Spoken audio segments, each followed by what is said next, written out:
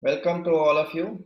We are having a very important topic for discussion, which is privacy by design. And we have Suresh Walepur to discuss about it. Suresh is, of course, a very experienced data protection professional, having worked in a number of large organizations, including Satyam and also Infosys.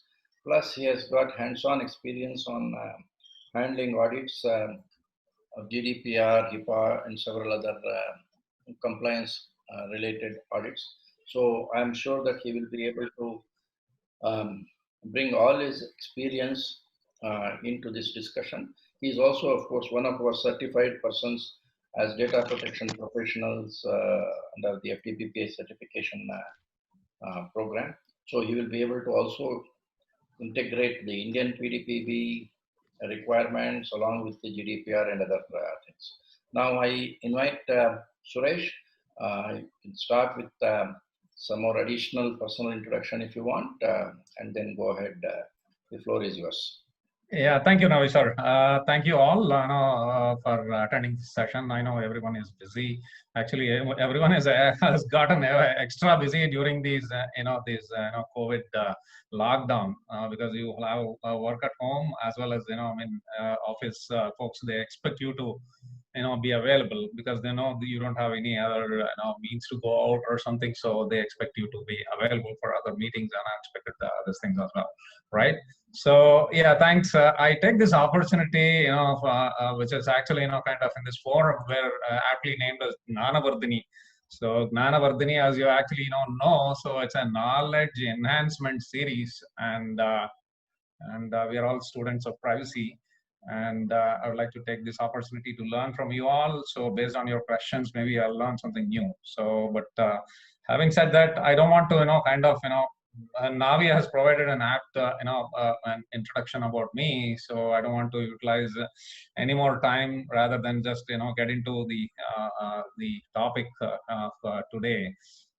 So it's privacy and security by design. Of course, security is just an add-on so that we are all aware about what are the principles through which it may affect privacy or the application development. So this is a content-heavy subject which I have taken. So I'll try to kind of walk you through that. And if you have any questions, please stop me in the middle. So, okay, we can discuss it as and when, you have the doubt. Okay. So this is not exactly about PBD per se, but then again, more on how to actually operationalize PBD in your own organization. So it'll probably provide you pointers through which you can set up a structure in your organization. So it because it demands PBD and the regulation demands that you set up a structure in an organization and then put up guidelines. Okay, so guidelines so that you can actually implement and demonstrate compliance. So more than that, some of the regulations, they demand that you demonstrate compliance. So that means in an audit scenario, you will have to provide documentation or evidence that you have utilized PBD or PBDD in your your application development or in some of your system development, right? Okay, so I'll actually move on to the agenda of today. So, I'll give a brief background about how PBD originated, and it has some 7 foundation principles, and a couple of regulatory requirements. One is from our own India PDPB Privacy Bill, and the other one is as we all know, GDPR has already mandated, right? And why PBD, potential harms from lack of privacy. Okay, so that everybody knows about this, but I'll just put up a slide on that. And the goals of PBD, and then we are going to talk about a little bit about security common principles. Although this obligation of ensuring the security would be on the security team, but having said that, if you are called into some of these discussions or something, maybe some of those things you may want to kind of handle. You should be aware, right? So, and then organizational requirements on PBD, who would be the stakeholders and what would be your typical challenges, right? So this is more on, if you are part of the privacy or a DPO office or a DP office, probably, you would probably, would be, expected to, have some of these, the pointers, right? And then, of course, I'm going to give you a brief, activities on how, PBD activities get mapped onto the DevOps. DevOps is nothing but the development life cycle, for an application development or something, right?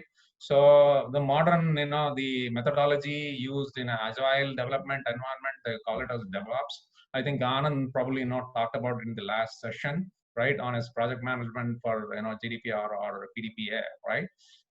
And then key, the focus areas and the best practice approach, those two are the actually important slides, right, where, the pointers actually come in for you to, kind of, provide, the guidelines or something, right? Okay. So let me start off. So of course, there's a disclaimer as this. So I have utilized a lot of, references. So all those references from some of these, researchers and then PBD, research papers, those were actually critical for this compilation on, on this PBD, right? So NIST privacy framework, they have come out with some of these, the course, actually some of these, the topics. And then ENISA, from policy to engineering, and there is a privacy threat framework. I hope you have heard about Linden privacy threat framework. So LINDDUN, Linden. You might want to Google it. And then there is a good, paper on privacy threat framework. And of course, there is a paper, a Europrice paper.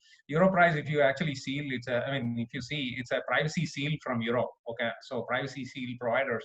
It's is an organization called Europrice, and they have actually a couple of, PBD papers, right? Okay, I'll just, move on to the actual this thing. So privacy by design, it's a concept or a methodology was proposed by, Privacy Commissioner of Ontario, Canada, right? And her name was Dr. Anne Cavoukian. Okay, so this was actually back in the 90s. And actually, she was the one who actually, proposed this privacy by design. So it's a view where, like, it is, her view was that, like, future of privacy cannot only be done by, the legislation and regulatory framework, but rather than, like, you have to, embed privacy into the, default, operating systems. The application systems, right? So you have to embed privacy friendly features or privacy controls while you actually design the application, right? While you design an application, you should have privacy in your back of your mind, and then ensure that, like, privacy doesn't get compromised for, other functions, or maybe, most of us have heard about it, right? Okay, security says, okay, I can't have this feature because, it's going to be a compromise on security or something, but it may be important from privacy, right? So some of them, like, we experience on a day-to-day basis in a professional environment, right? So privacy by design, it anticipates and prevents privacy events or incidents before they happen. So that's the background about PBD, right? So in short, it's privacy is actually embedded into the systems, not bolted on. So bolted on, the meaning is, like, okay, you don't, once the application is up and running, okay, you go to the application team or the IS team and say, oh, okay, this is not privacy friendly. I don't see a privacy policy here. I don't see, privacy statement in this thing, or I don't see any, what you call as a, consent statement. So it should not happen like that. So it should, when the application is getting built, you actually plan, according to your own privacy policy or a privacy statement you provide to the, the external consumer, or the, if it's a B2C corporation. So, or if it's your own internal employees, or, internal data subjects or the data principals. So you, based on your policy, you actually, put for the, the consent statement, or some of those, the options you provide in your, your application system, if it's handling personal data, right? Yep. Any questions here? So if you have any questions, please feel free. So privacy by design in actually GDPR, it's called as Article 25. Privacy by design and default. I feel it's both are one and the same, because the privacy by design. I'm going to scroll down a little bit.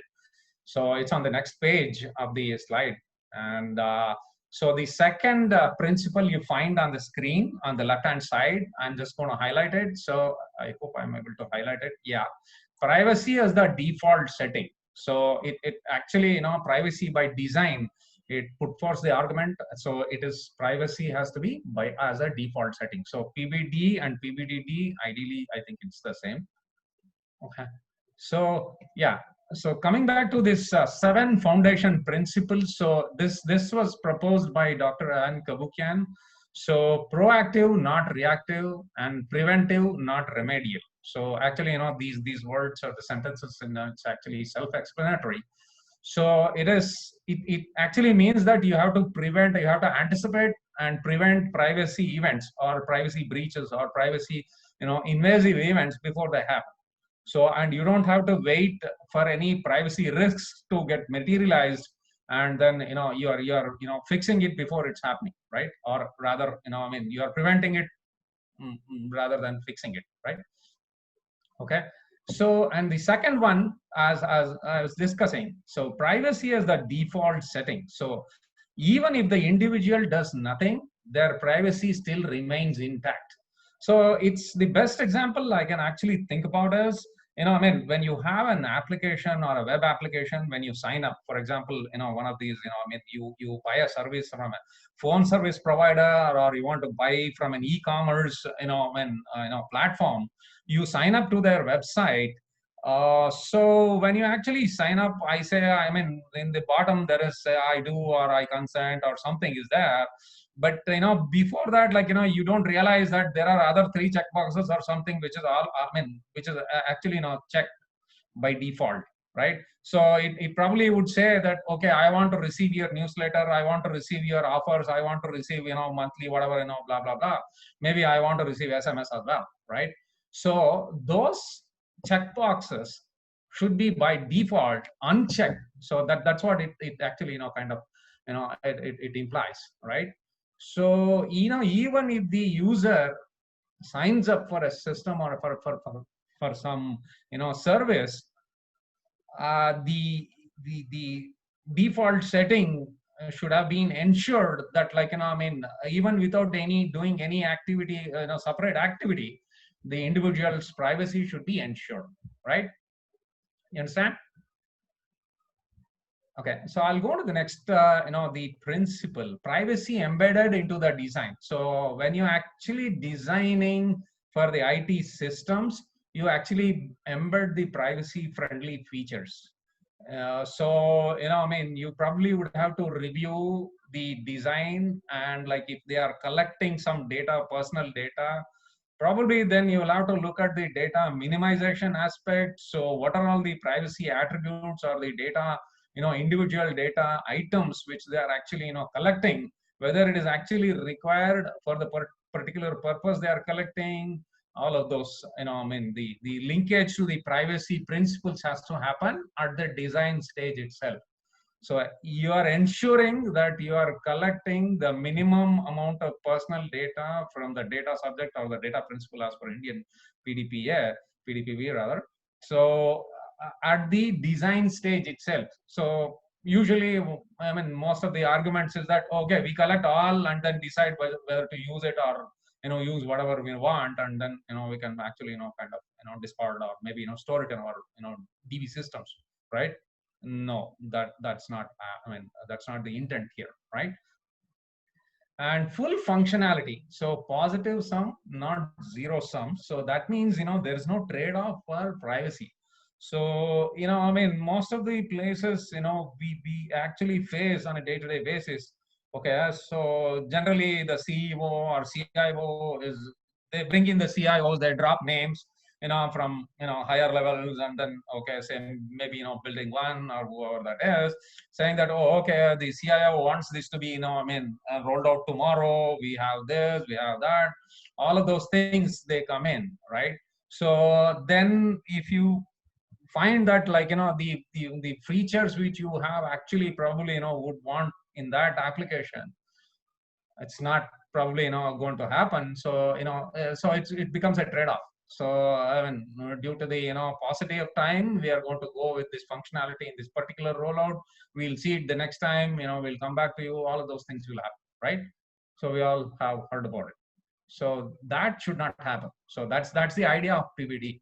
So you don't, compromise privacy for, the urgency or the user-centric design. Okay, they'll probably come, the IT or the IS systems designers, they will come back, oh, okay, I can't fit this here, I can't fit it there, it doesn't suit, all those things, right? Yep. And the next one would be the end-to-end security, full life cycle protection. So the full data life cycle. So that means even before you have actually the collected, so you're thinking about the security of that. So entire data life cycle. So that means right from collection, processing, and then storage, and then you have the, data archival, and then, the data retention, and then probably, after the retention period ends, you're going to, probably, destroy the data or, secure destruction, right? So you would have to probably think about the end-to-end security, full security at the start itself by design. I mean, at the start of the, the application lifecycle, right? Yep. And then visibility and transparency. So keep it open. So it has to be visible and transparent. The system components or whatever in the operation. Yep. Somebody had a question? Okay. Suresh. Yeah. These 7 principles, how they are mapped with the PDP? PDP, is it? Yeah, Personal Data Protection Bill. What Okay. they are proposing now, how all these principles are mapped? Is it really they have taken this into consideration? I'm not too sure, but like, okay. So you're asking me the Article 22, is it? Section 4, Article 22, if I recall correctly. Correct. Section 22 only they mentioned that briefly, but all these principles are covered or not? Okay, maybe, some of them I think it gets covered, but not all. But although, it's a good question. Good question. I actually didn't compare the, line to line with this particular thing. But saw a couple of them, but I think it matches, but not exactly the complete this thing. Also, the critical thing about PDPB currently is that, see, we have 2 requirements. One is that since this question came, I'll try to, kind of answer it. So one is the PDP, privacy by design. You're required to have a privacy by design guidelines and also privacy by design policy itself. So it actually, one is accountability, one is the other guidelines. So PBD policy, you're obligated to put it on your website and get it approved from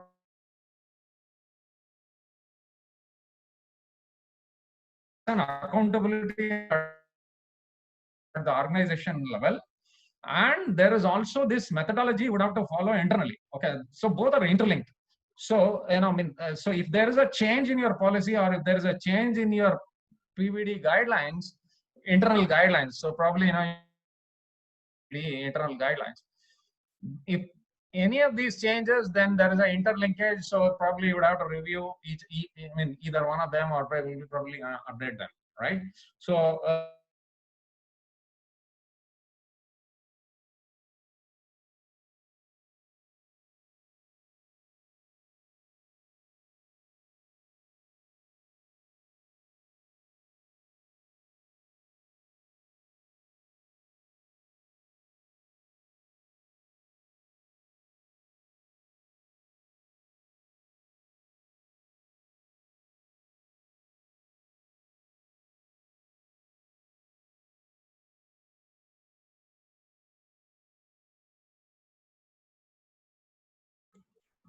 Navi sir, are you able to hear me? Yeah, we are able to hear you. Now yes. Previously it was no. I think, it's something to do with the, the Zoom. It kicked me out, so it threw me out, right? Okay. Harish, did I answer your question? I think the question was from Harish. Yeah, yes, Okay, please go ahead. partly at least. I hope, I mean, probably, I think it was a good question, so I didn't actually compare it one-on-one. Yeah, please go ahead. One second, your voice is breaking. If somebody is asking a question, I can't hear you. Yeah. You're breaking up.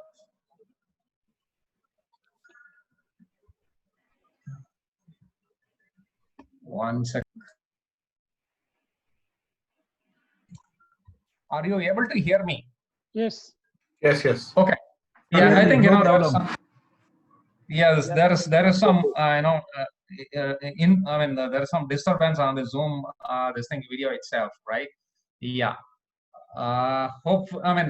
If there was a question, maybe, we'll just, keep it for the next slide, or maybe, if there is a question, please, go ahead and ask, because I think, there was some disturbance. I couldn't hear the question.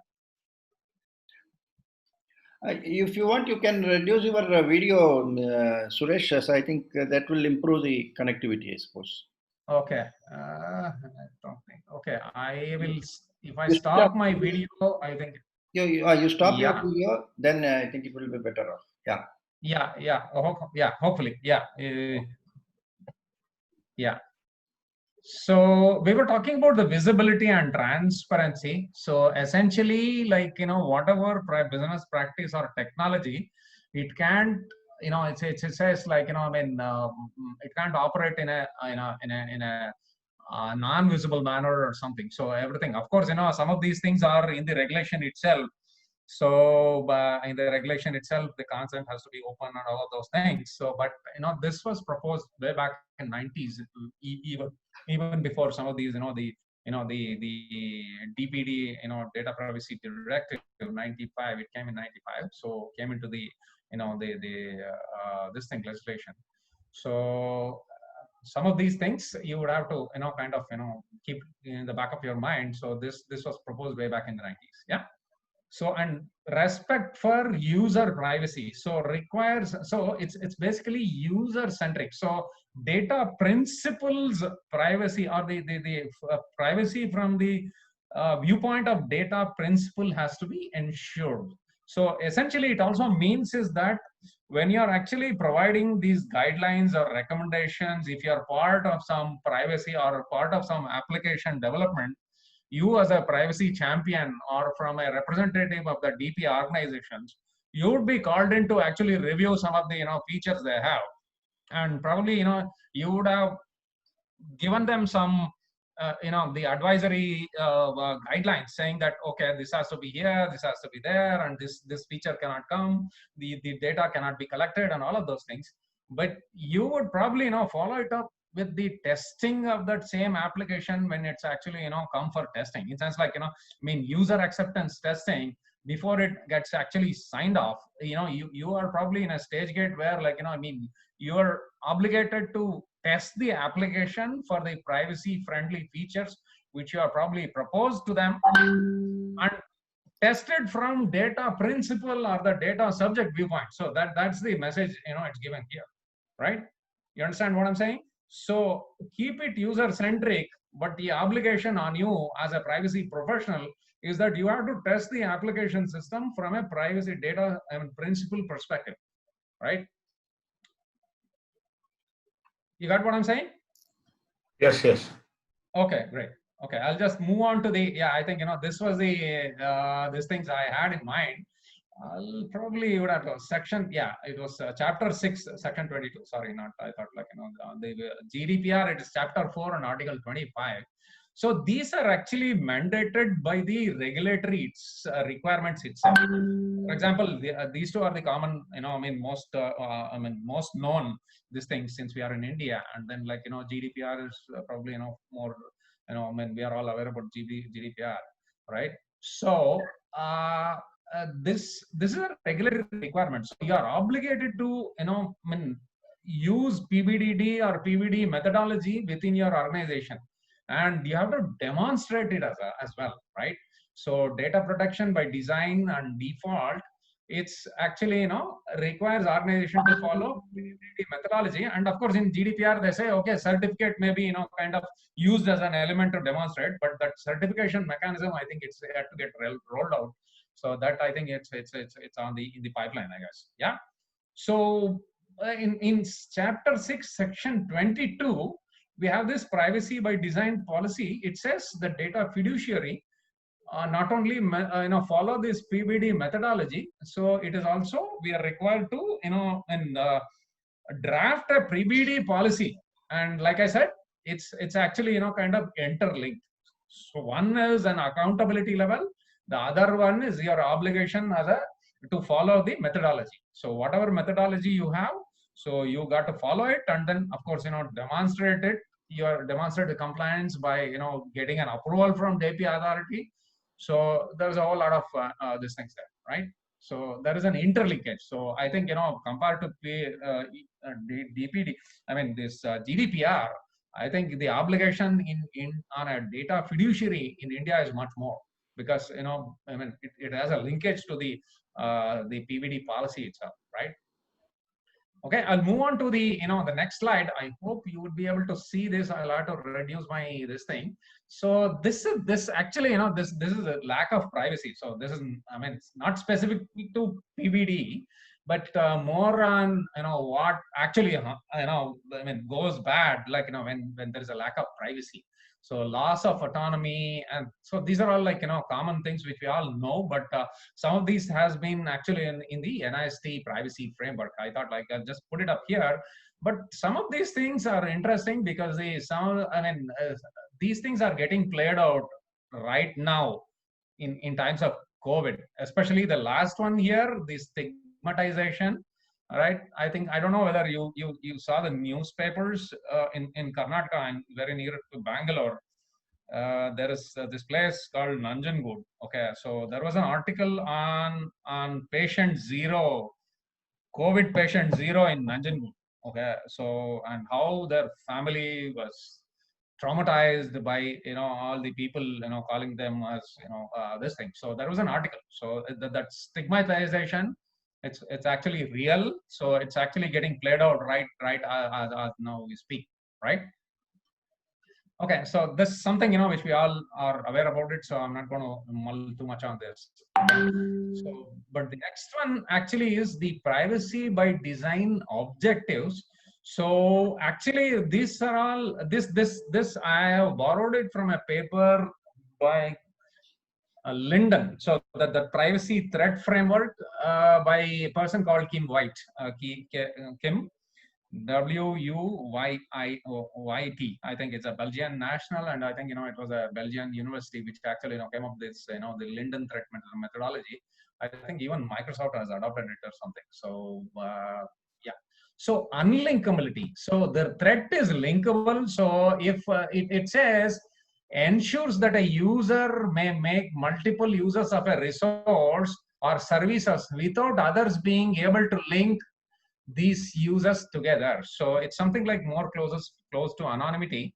So essentially, so you have two things, right? Right now we all know that I am using this laptop here to kind of interact with you. So maybe I go back, and then the next session I am going to take it on my mobile.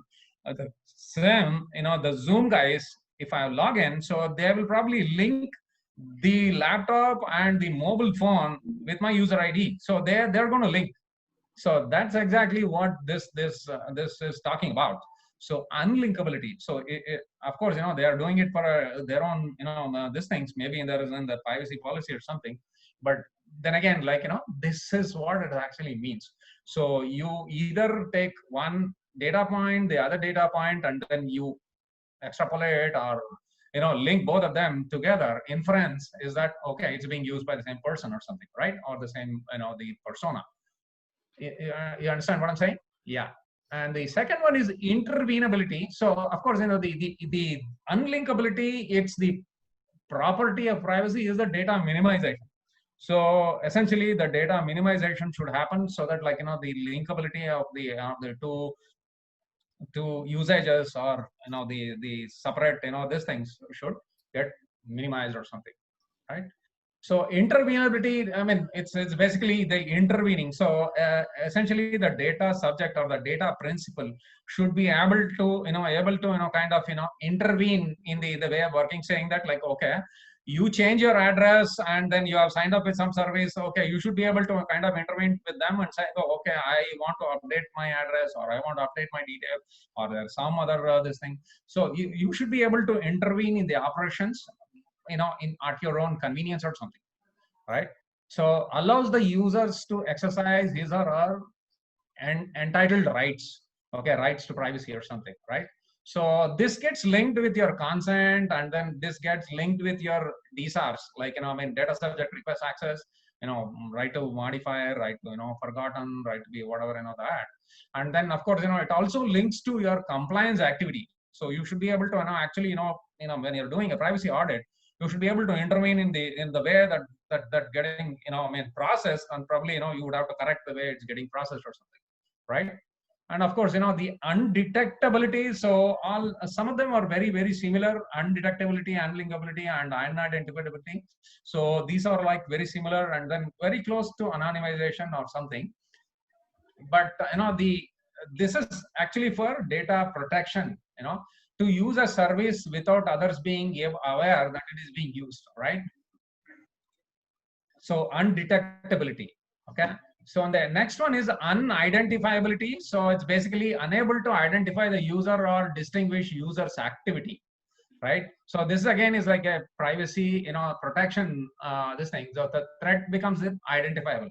So the anonymity. So all three of them are indirectly related to anonymity or a pseudonymity, right?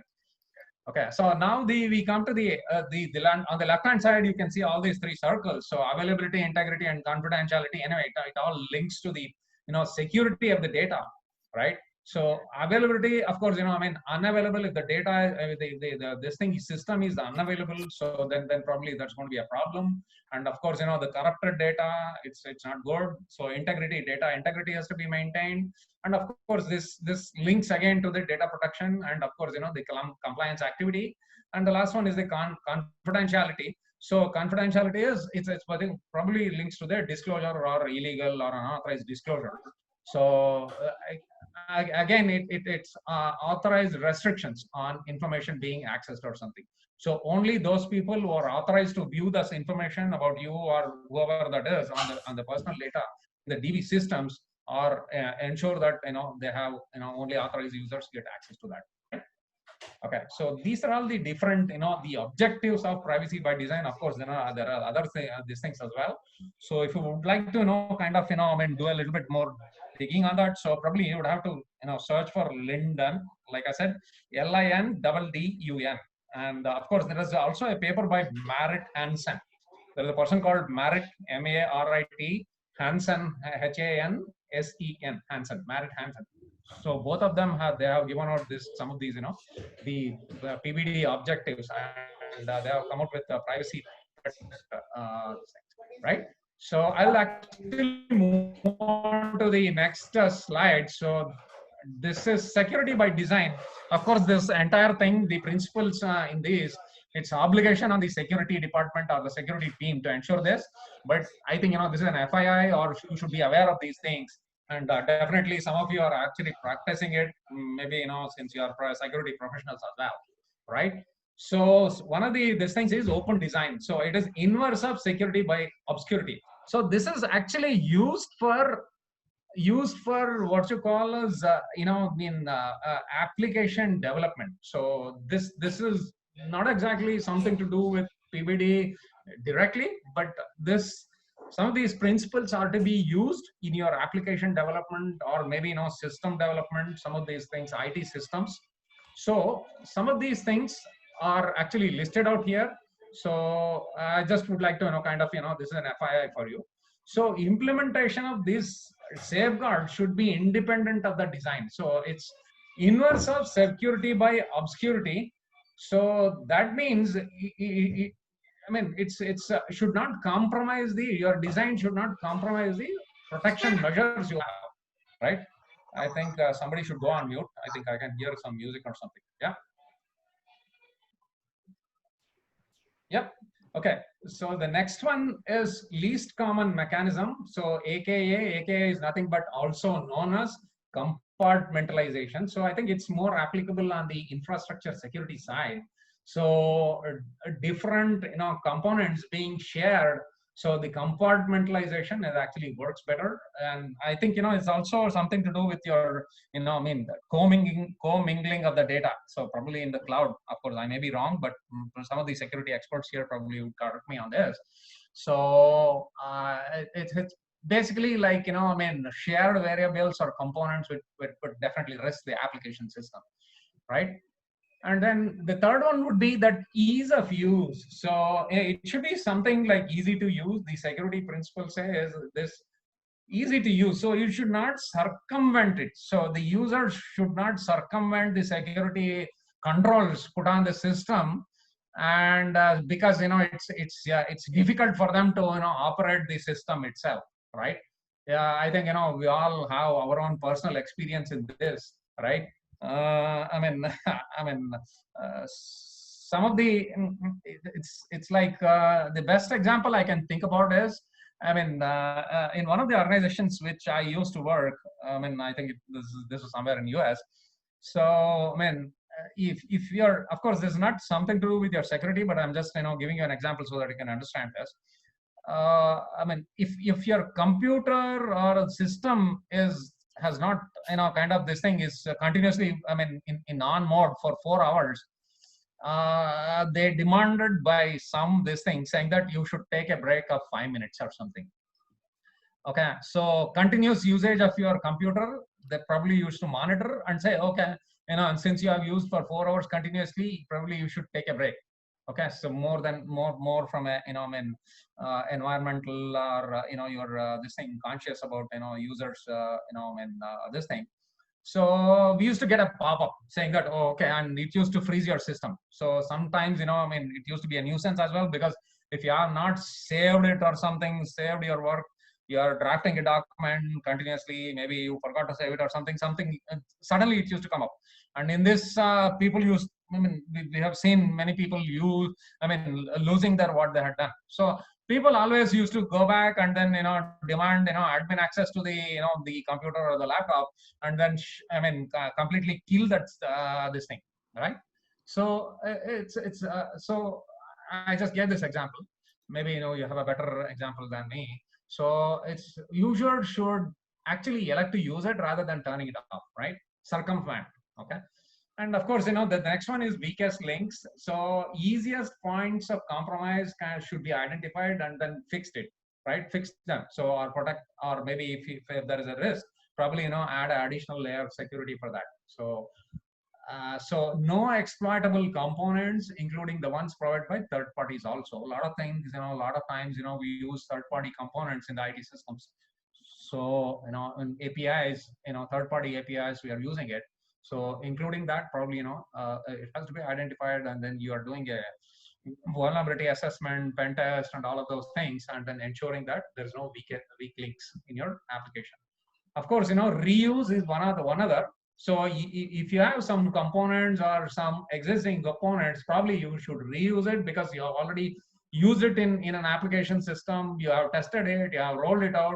So it indirectly it's saying, okay, don't reinvent the wheel, especially in some of these things where, since if you are using some new component, probably it may introduce new vulnerabilities or something, right? Of course, the last one is actually a good one, which says trust reluctance. So it says all trusted parties. I think the bank, folks from banking environment, so they are financial, environment, so they know all of these things. So it's always, I mean, don't trust anyone at any time. So anyone, even your own employee, insider, can become malicious depending on the circumstances, right? So defenses must be, or the controls must be architected accordingly, right? Okay, so I'll go to the next one. So these are like, of course, least privileges. We all know the access controls, right? So the access controls, so bare minimum on a need to know basis, bare minimum only for the duration to complete the task, right? So especially in an SAP environment, there's something called as a firefighter access. So you're going to get, access for 5 minutes or 10 minutes or maybe an hour. to actually, kind of directly go into the, in production data and correct some, anomalies or something. But it has to be only for the duration. And of course, separation of duties is another thing which I think, the banking folks are the people in the financial department. So maker checker. So we would have probably, separation of duties, and then of course, I'm a maker checker also helps, right? So the doer cannot become the, this thing also. So there has to be a separation of duties, and approval should be from someone else, right? Of course, defense in depth, I think, we all know about it, and we all hear it in the newspapers or some of these things, articles. So maybe you have layers and layers of security, so that, like, if there is if the hacker or some malicious person is able to breach one of the systems or one of the controls, then probably you have another one. So depending, of course, some of these things are depending on the risks or involved in the processing of the data. So if you are processing personal data, so or you have any financial or sensitive personal data, so probably some of these things will be directly applicable. Fail secure is another this thing, that resiliency of the application. So it's nothing but resiliency. So if there is an error, it should not be ignored. Instead, it has to be handled. So sometimes, like, we have seen, like, the application goes through even if there is an error, and probably some of the activities gets kind of like overwritten or something, right? Sidelined or something. So the next one would be non-complex. So that means AKA means also known as economy of mechanisms. So unnecessary functionality should be avoided. So it basically, like, the more complex the design of the system, the more complex it becomes, so that even the vulnerabilities could increase, maybe your testing time increase, all of those things, right?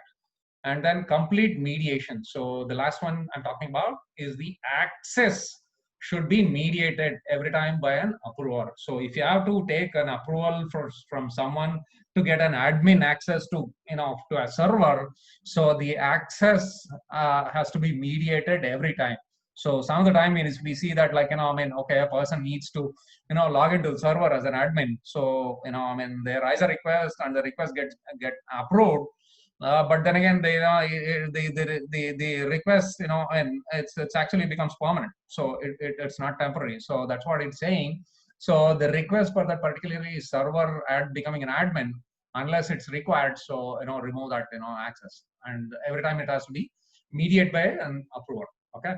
So now actually coming to the operations of privacy by design in your own organization. So I'm going to talk a little bit about that.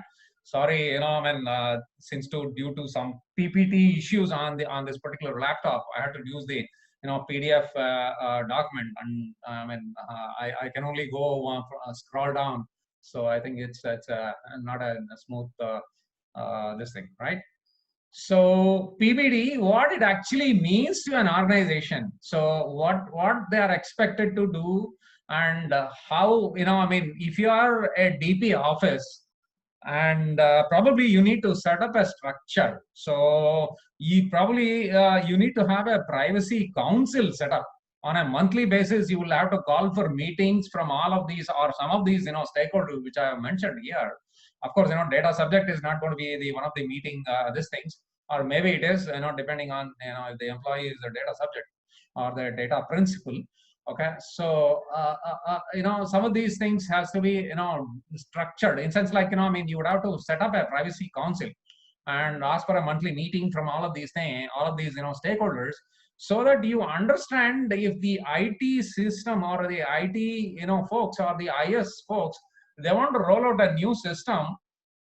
Some of these meetings would help you understand that, like, when do they want this rollout, or when are they planning to roll this out, and so that you can embed your own privacy team, one of the members of your privacy team onto their, onto the, development life cycle, so that, they actually consult your privacy team, and so that from the design stage itself, right?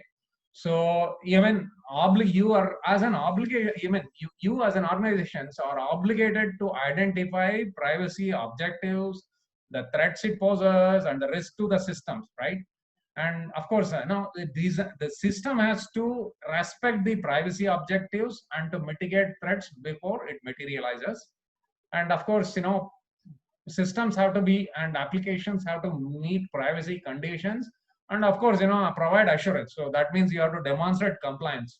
So as GDPR and our PDPB requires. So you have to demonstrate compliance on the methodology being used in your own organization. Tomorrow, if there is an audit by an external auditor on behalf of a DP authority, probably one of the big fours will come in and then they do audit, and probably they require evidence. So that evidence, some of these things would probably help you structure your own this thing. So of course, I'm going to talk about the tools or something, or so that you have a traceability matrix, and then so the traceability will help you demonstrate compliance to the DP authorities or any of the auditors, or for your own this thing, right? Of course, some of these things are I have just mentioned. I might have skipped or left out some of them, but I'll just try to make some of these things listed here, right? Auditors, the DP authorities, help desk. How does a help desk kind of come into the picture here? Of course, they do come into the picture here because once you actually kind of roll the application system onto production, and then it goes live.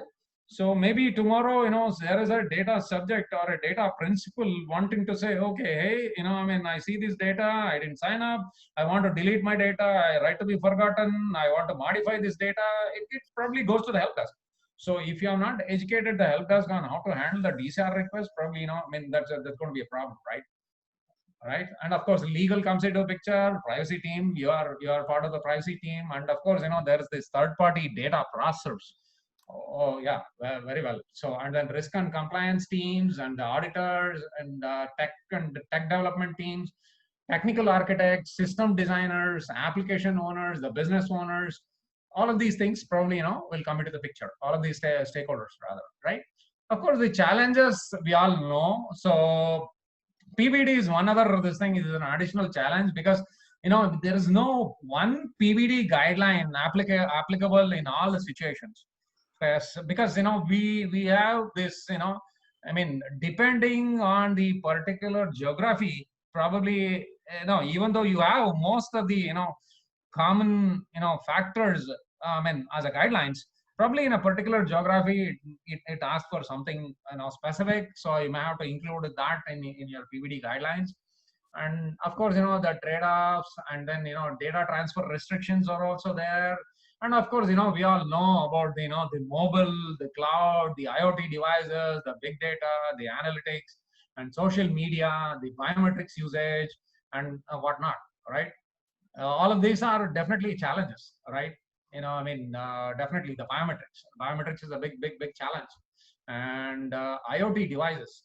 Some of these IoT devices, personally, I was actually involved in an application development, and that application development went on for about 1.5 or 2 years, right?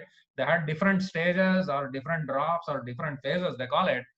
And there was this devices, IoT devices.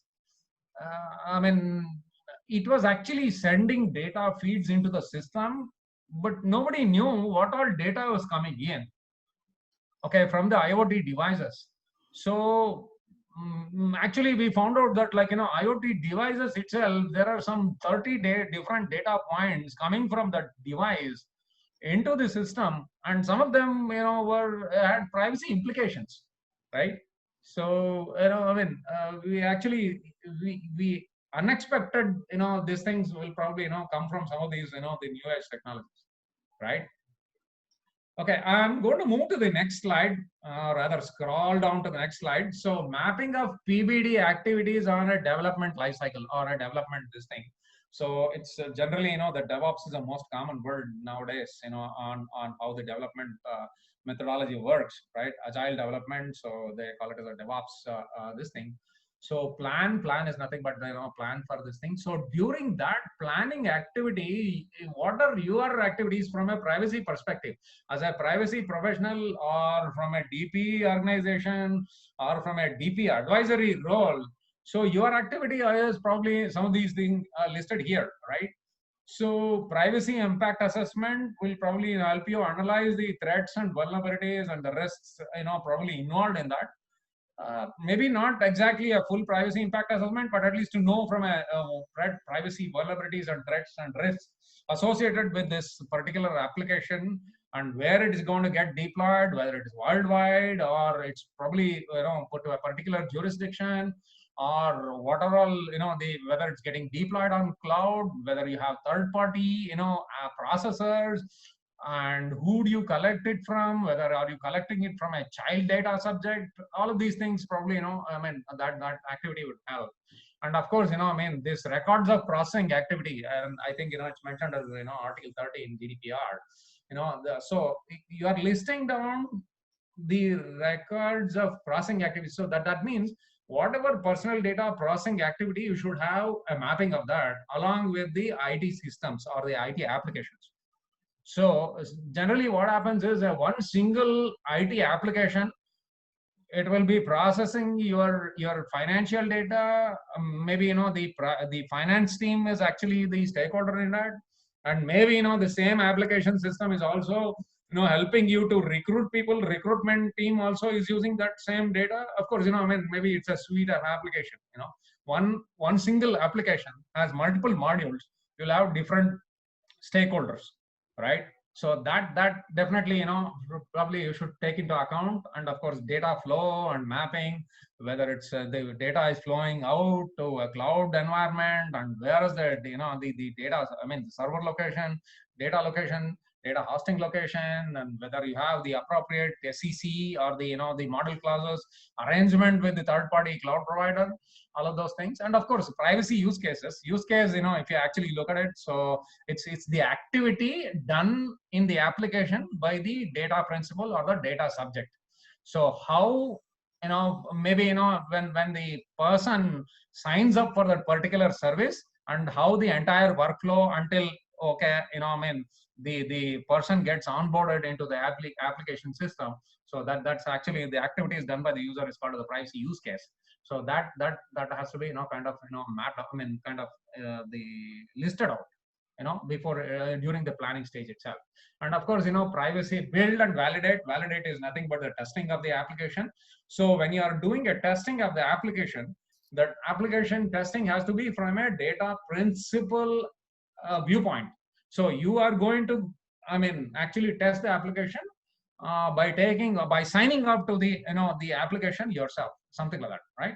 And of course mitigate privacy risk, and then of course you have data protection controls embedded, whatever you have recommended, some of those things. And of course deployment happens, and then finally during the operation, so then you have to take care of the event management, privacy event. So if there is a breach or somebody, being an administrator, they downloaded the data and shared it in an Excel spreadsheet with someone, and that went public or something. So what do you do? So then you have to have breach response and notifications, and you have to set up a privacy, breach handling procedure.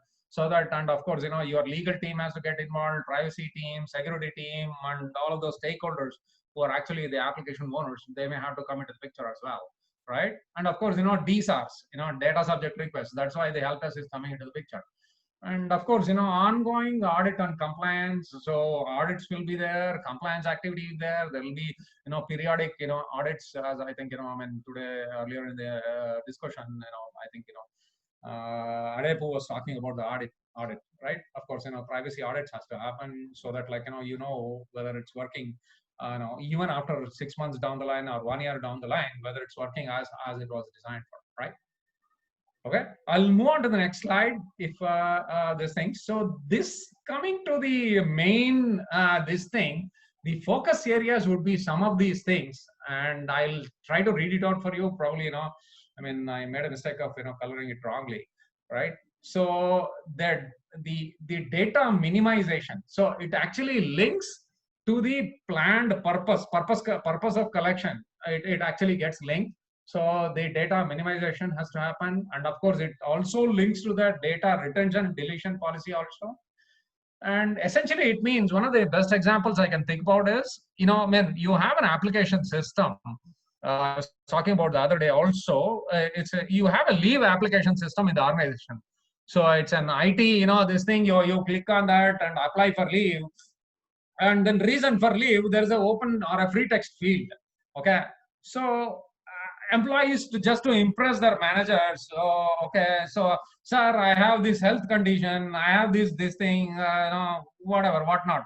All those health related information, it could be personal data of that information of that particular individual. So it comes into the the system unknowingly. Like your intention was to probably you didn't expect that the free text field will actually fetch you a new data personal data element into the system, right? So what's it probably the fix for that? Probably you should have a list or a drop down so that prefix this thing. My reason for my application of leave is this, blah blah, so that you have a fixed set, right? Instead of giving a free text field, or if you have to give that, then probably put a disclaimer or some note just below or above the field saying that please do not key in your own or someone else's or data, so which can identify someone, right? So that's one of the PBD. So this probably that linkage of this probably should come in right at the start of the application development itself. Of course, this fair, lawful, and transparent. We already know all of these things. So it actually links to consent obtainment itself. So the consent statement or this thing which you are preparing, so it links to this transparency. And of course, you have the DSARD and the compliance activity. And you talk about access controls. I think we mentioned about it. So maybe MFA, multi-factor authentication, and on a need-to-know basis, provision of access, and of course physical access controls also. I think folks from the IT service industry, they all know about this ODC environment, offshore development center. So some of these international companies, the financial companies, that demand that you have a separate physical enclosure, so that unless you are onboarded to the project, you don't have access to that particular the place or an enclosure, right? So that physical access control also comes into the picture, right? And of course, the data subject rights, verify the person who's actually initiating the data subject request. So whether it is a legitimate data principal or the data subject who is actually your customer is initiating this. Okay, even it's also you have to, as an organization, you have an obligation to verify whether it is a right individual or he is masquerading as someone else and then initiating this. That has to be done here, right? And of course, it also links to your objectives and the policy commitments and the regulatory obligations. So if you are supposed to respond to that particular individual within 30 days, as GDPR says, or at least let him know that you're working. So some of them this gets linked here, right? Pseudonymization, we all know. So then removal of personal data elements whenever there's this big data analytics. So analytics, obviously most of the companies, they do analytics. So the best way to do actually this thing is pseudonymization. So basically remove all the individual privacy, personal data elements, and then the rest of the fields can be identified by one single pseudo ID, and then the analytics can happen on that. And the next one probably would be anonymization. So anonymization. So personally, what I've come about in this thing is, whenever you do an employee satisfaction survey, okay, some of these things will become critical, right? When the survey rollouts, okay, we all do. Most of the organizations, they do employee satisfaction survey or something, but you should have specific guidelines. So if there are only I've seen you roll it out to all units. So there's a mother of all motherhood statement saying that okay, we'll roll out the survey to all the units. But if the unit contains only some 5 people or 4 people, then probably the survey responses and the survey is not actually handled by a third party. So, and like I said, in the survey, you will have probably some free text fields. Okay, so that has to be kind of minimized. Okay, so and if the survey is not handled by third party, so the comments could be that okay, I'm pissed off with my manager. My manager is like this.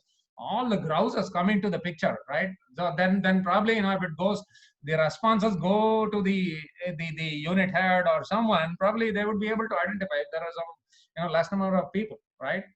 You understand what I'm saying? So aggregation of the data at a minimum level, or maybe 10 people is the minimum, and then aggregation of the responses should happen. You know what I'm saying? I hope you are able to get this point. Yep. So the next would be that, the data security. The data security. So this is again, entire data life cycle. So data at rest, data in motion, and then data deletion, or maybe retention. So you ideally DB systems has to be encrypted, and of course your passwords also has to be kind of ciphertext or something, right? And we all know even in passwords get stored in plain text, so that can happen, right? And of course, data deletion and retention, we talked about it. And ideally, this is the most challenging because, if you have not planned for, the DB system flagging of this in the DB system, so it actually becomes difficult. So PBD definitely helps in this matter. And of course, this is a very, very controversial or most difficult aspect to kind of enforce in an organization, right? So you already have a legacy system, you have employee data from whatever, the number of years and what to retain, how long to retain, all of those things. Of course, it all depends on the data retention policy, right? And you have this incident and event management. Definitely, whenever there is an incident, you probably are obligated to do a root cause analysis. And of course, you have to do a corrective and preventive action also as a follow-up.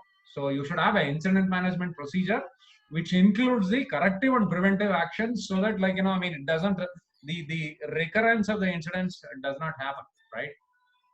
And like I mentioned, breach response, you have a policy commitment, and then of course there is a regulatory obligation also. You have notification within 24 hours, and then further obligation within 72 hours and whatnot, right? And system monitoring and then log management. So you have to monitor your systems, like if there is some critical data in some of the systems, if you have implemented SIEM system, the security incident and event management systems. So there are some multiple third-party or many third-party application systems. If you have implemented them, you have to configure the event so that it will trigger an event and send notifications to the right stakeholder, and so that you can actually handle that event before it blows up, right? And event logs has to be kind of periodically reviewed, so that some of the events keeps happening, but you have not reviewed the events in case the system is not configured correctly. The system, same system, SIEM is nothing but security incident and event management system. So if it actually handles the application events, if you can configure it correctly, and then it sends notifications, and so that the responders can respond it within the time, the appropriate time, right?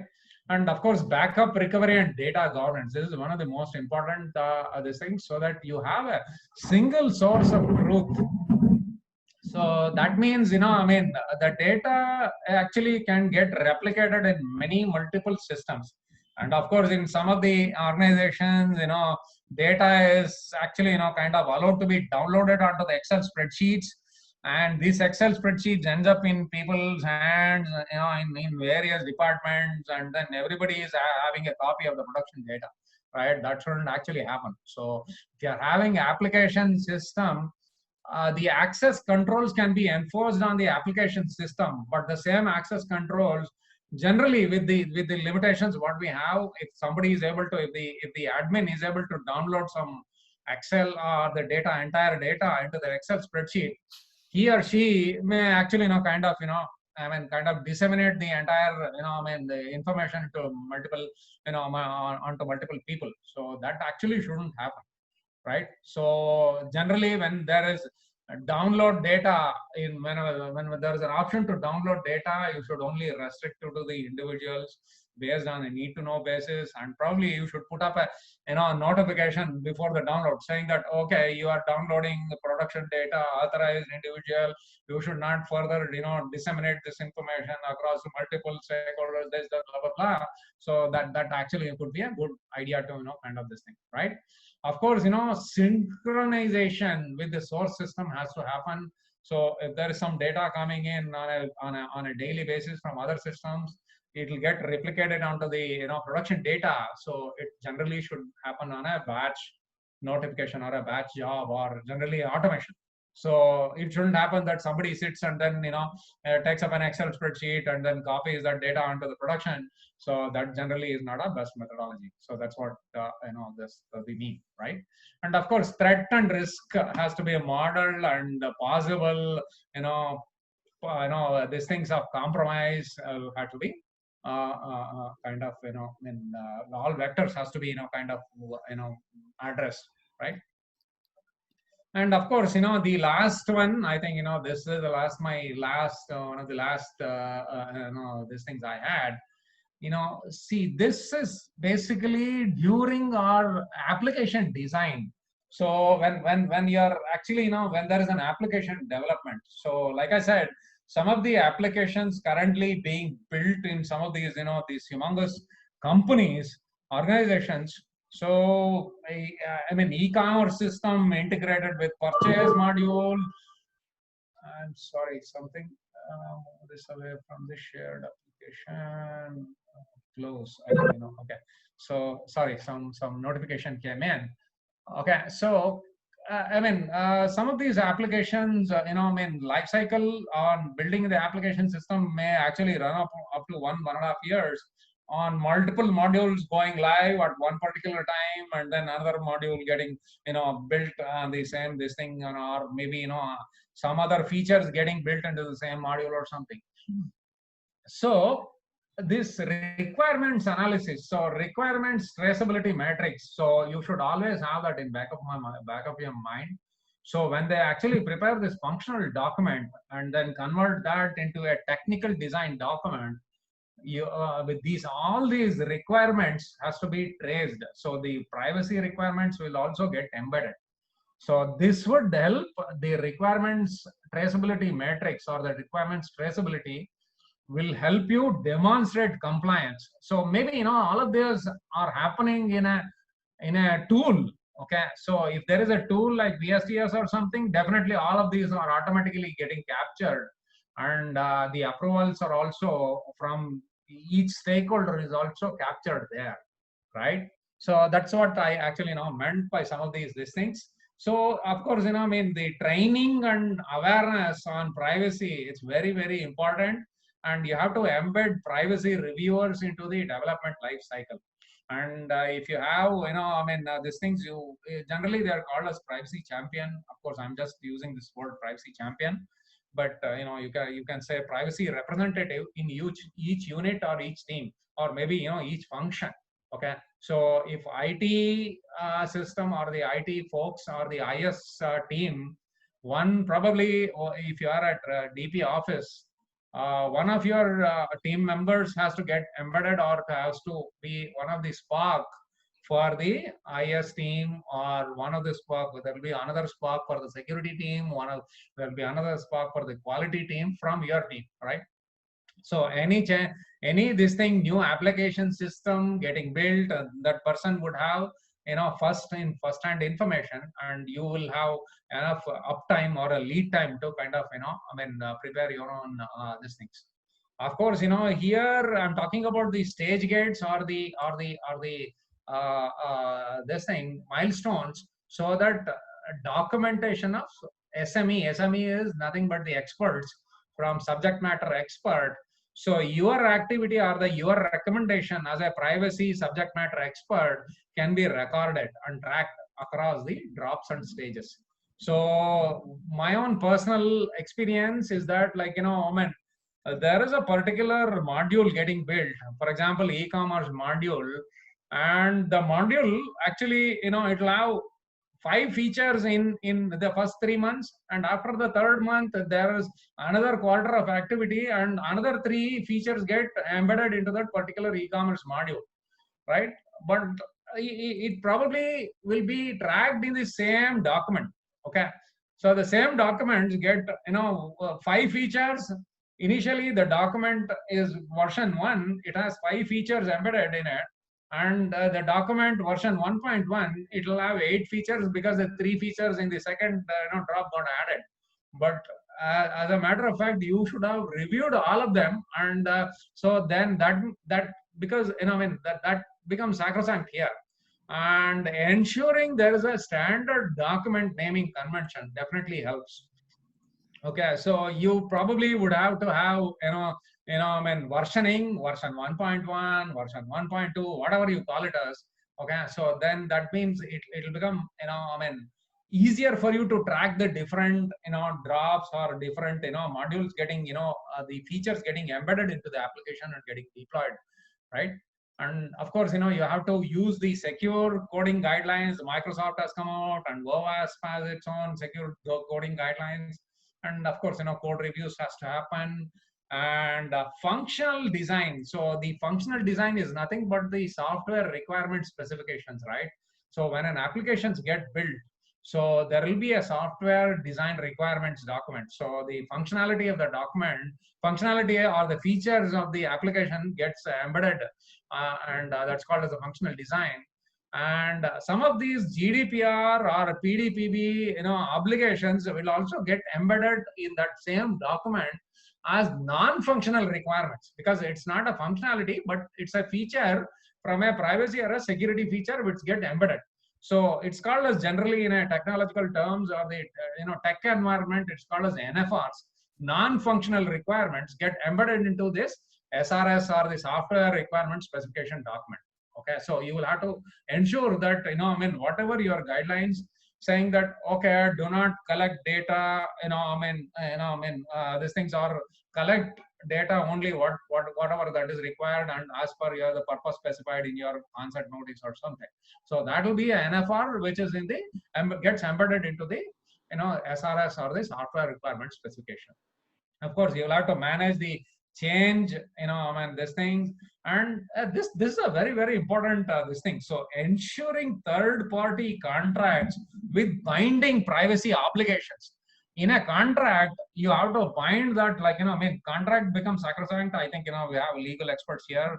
I don't want to, kind of this thing. So we all know contractual obligations is very, very important in binding the third party to oblige to your requirements. Because tomorrow, if there's a breach, if the third party processor is handling your data or processing your personal data or your organization personal data, and if there is a breach in that particular organization, and you should not be in a position saying that, okay, I'm hearing it from the news, rather than the data processor is kind of sending the notification to you, right?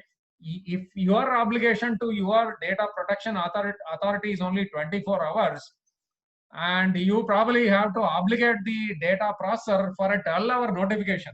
So the moment, of course, it's all based on the becoming aware. So even when they become aware, they would have to notify you as soon as possible, because your own obligation becomes 24 hours or something, right? For the data protection authority, once it becomes public, right?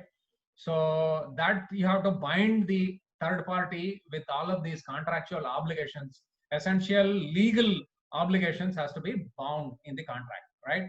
And the automated systems and tools definitely helps you trace the these things and demonstrate compliance. Otherwise, it becomes a tedious matter to have documents and then get approvals from the signatories, all the different stakeholders. In this era of different tools, there are very good tools being available, even the open source tools as well, so that like all of these, approvals, it gets tracked in the system itself, right? And the last but not least is the, the last one, the testing of privacy friendly features, right? So whatever you as a privacy champion or a privacy or a data protection office member or the DP office itself, you wanted the privacy friendly features or the privacy controls to be embedded in the system, whether it is getting built or it's got built, so that you test it out and then probably before you say good to go, right? Okay, I think there is some colorful slide here. So thank you all for listening to me. I hope I hope it was worthwhile and worthwhile of your 1 hour of this thing, right? Yeah, I hope there are no questions here, right?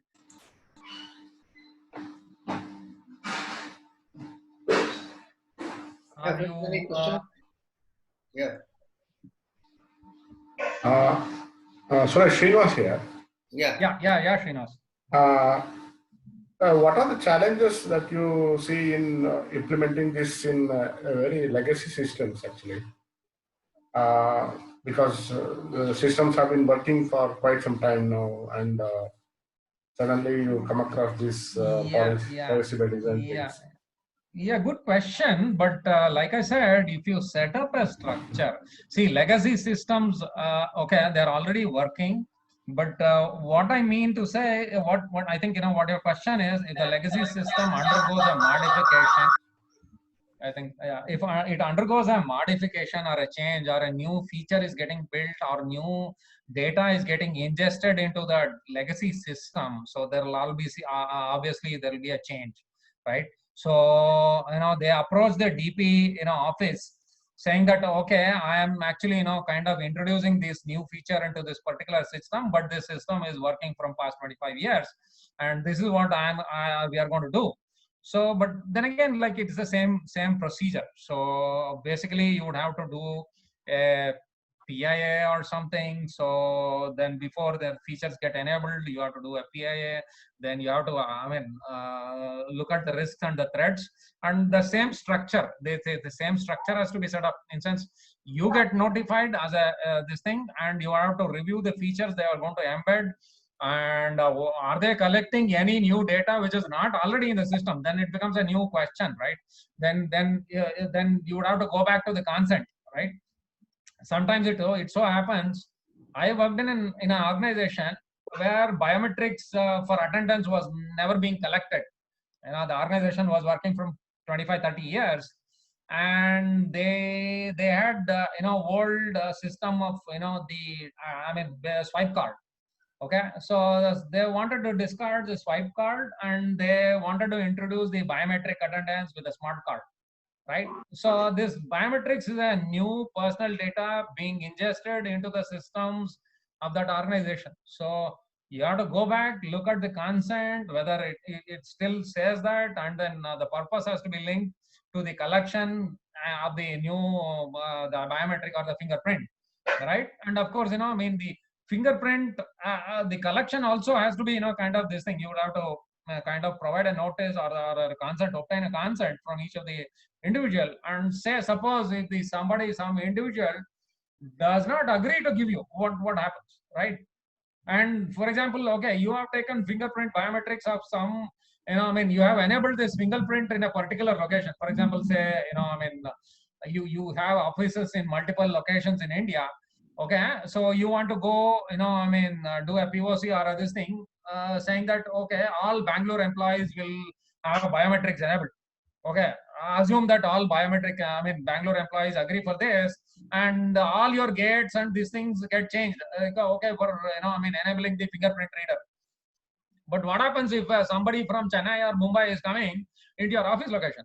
So then you would have to think about, like, okay, there is a separate gate or something, or some visitors coming, this thing. You can't have all of those things, right?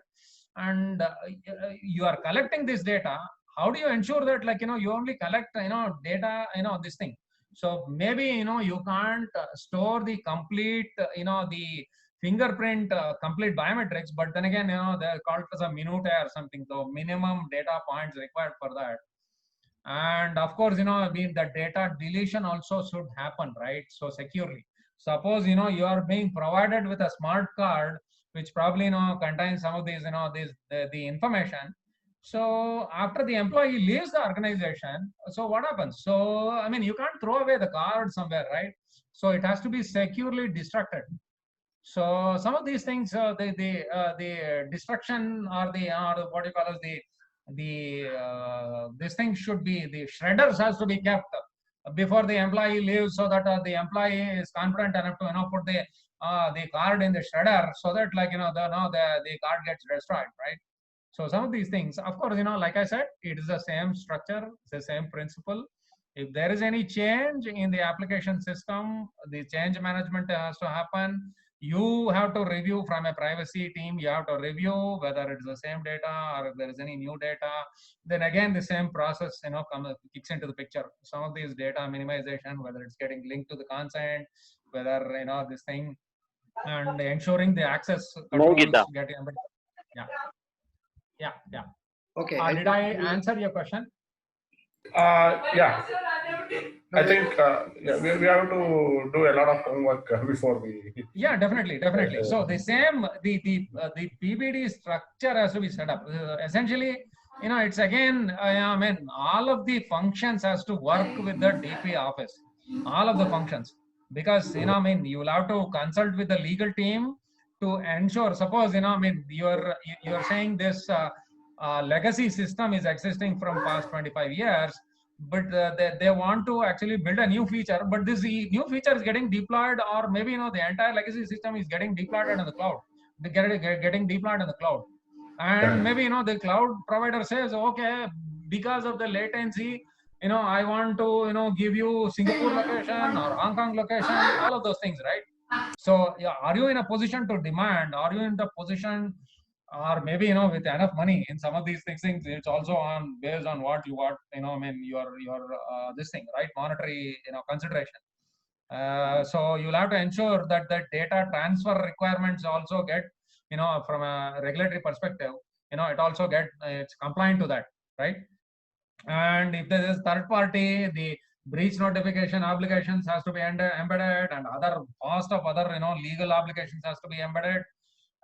Again, it's the same set of cycle. So basically you have to set up a PVD structure, and you would have to review, you would have to sign up, and then all of these things, parameters come into the picture. Yeah. Suresh, we're actually running out of time. We have, of course, Rajesh Javeri wants to ask one last question. After that, we'll close it. Okay, Rajesh. Sure. Yeah. Please, sir. Yeah. Rajesh, if you have any question. Rajesh, go ahead. Yeah. Thank you, sir. Yeah, you have any question?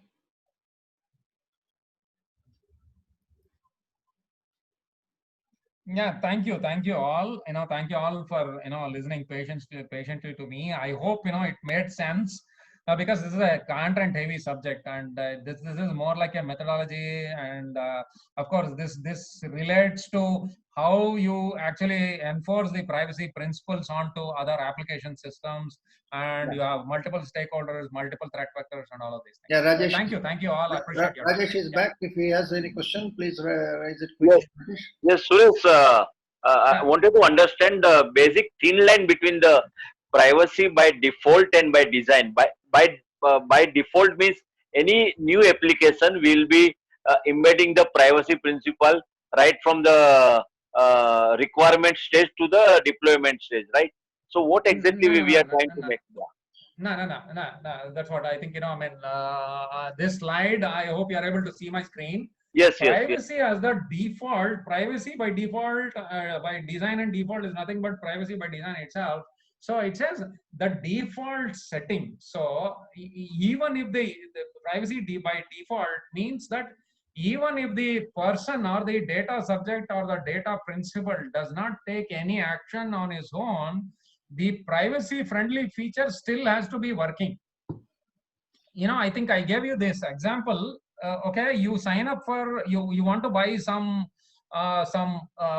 whatever, this thing from an e-commerce platform. So you sign up to this e-commerce platform, okay, and saying that, okay, and you want to buy something, okay. So you have signed up, and then while signing up, they ask you for your last name, first name, this, that, blah, blah, blah, all of those things. You are obligated to enter your email ID, phone number, this, that, everything. And finally you say, okay. And somewhere in this thing, there are some particular checkboxes. I want to receive your newsletter. I want to receive monthly magazine. I want to receive a phone call, SMS on this thing, that thing, offers, this, that. So all of these checkboxes should not be checked by default. It should be unchecked. So even if you don't act on your own, if you blindly click, say I agree, and then okay, click, you have signed up for this particular e-commerce website, and your privacy is still this thing. So nothing, no newsletter or some spam from that organization is coming to you. Okay, you understand? So without opt-in, it should not be by default. It should be accepted in the law. Okay, thank you. Yes, exactly. Okay. Thank you. Okay. Thank you. Thanks a lot. Thank you, Suresh.